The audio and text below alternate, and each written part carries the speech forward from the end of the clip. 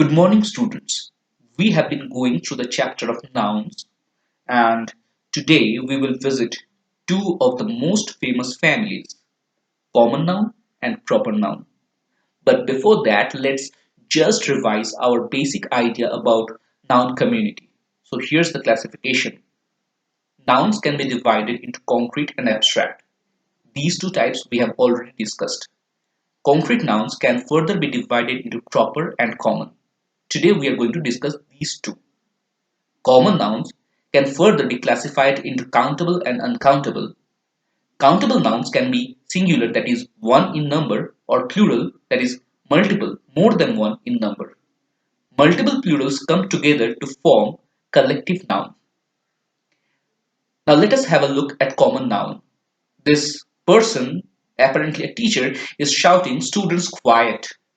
Teachers are particularly fond of this noun as they try to control the class without knowing who in particular are making the noise most. Common nouns, you see, denote any person or thing in general. So students, they represent all the students in general and not a particular one. Examples include man, woman, duck, horse, mobile, children, water, etc. etc. These nouns can either be counted, for example, man, woman, or measured, like water. The nouns which can be counted have their own singular and plural form.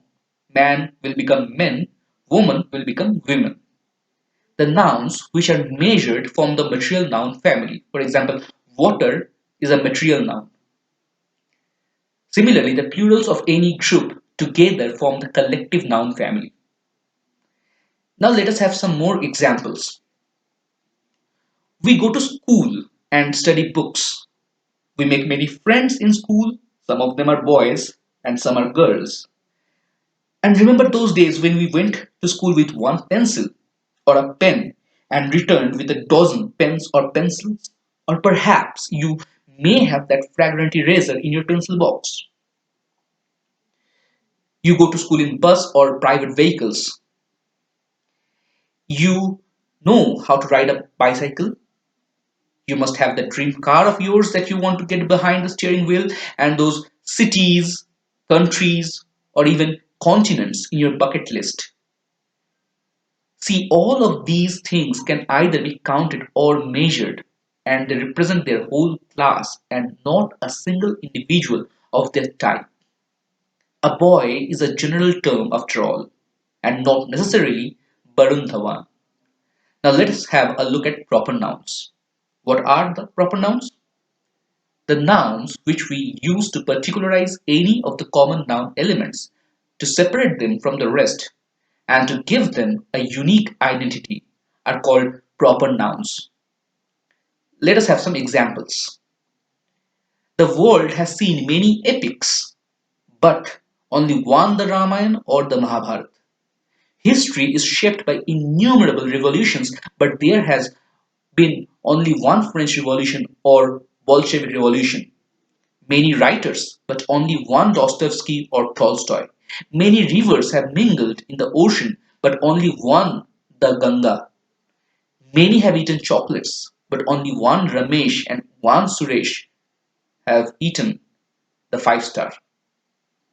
Proper nouns can be identified with the use of capital letters. All proper nouns, they begin with a capital letter. Proper nouns are always singular because they refer to particular individuals and not all of their class. Let us have a comparison between proper and common noun. A common man. So this is an example. This is anybody. This is an example of common man. But that common man becomes a proper Spider-Man.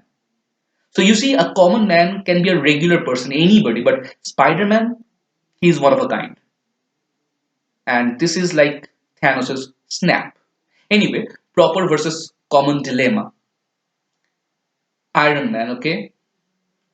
Here he is. And still Iron Man? Obviously. Look what he says. You can take away my suits, you can take away my home, but there's one thing you can never take away from me. I am Iron Man. Indeed, you must give it to this man. Suit or not, he is always Iron Man. So, see, a common man, Tony Stark, becomes Iron Man. So, a common noun also can sometimes become a proper noun, perhaps. And if that is so, can a proper noun become a common? Let's see. Proper nouns can act as common under some special circumstances. So, they can do. To describe similarity between two units instead of naming them separately. Rabindranath Tagore is the Shakespeare of India. We don't mean Rabindranath Tagore and Shakespeare, two different entities, two different persons. Rabindranath Tagore is compared with Shakespeare. The status that Shakespeare has in his own country is the same status that Tagore has in his. To suggest multiple people of the same name, like we have two Adityas in our class. So in a class we often see there are boys with same name. In that case, when we group them together, two Adityas, three Sujals, they become common. And see, when they become common, they are taking that S ending. Common noun can act as a proper noun if it denotes someone or something in particular and not the whole class or set. For example, father is a common noun, but when we mean God the Father, thou who art in heaven, father becomes proper.